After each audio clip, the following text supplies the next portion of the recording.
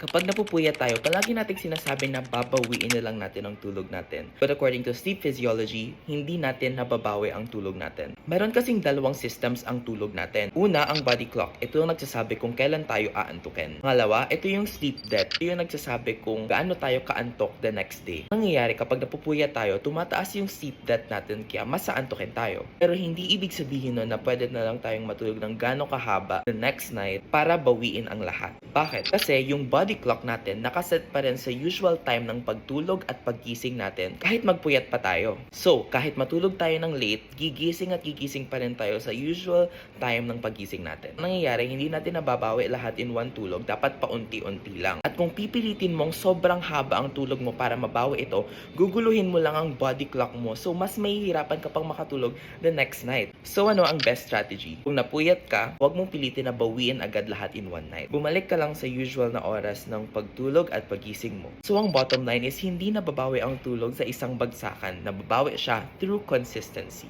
Hope this helps.